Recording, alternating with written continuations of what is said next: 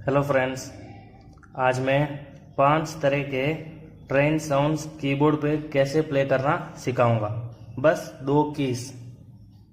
ये वाला, पहला वाला देखिए।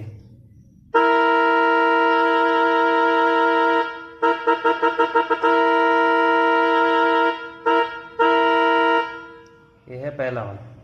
दूसरा वाला,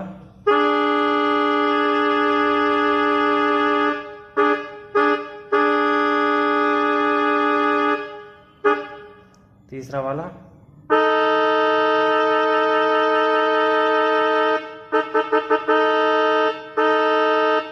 चौथा वाला,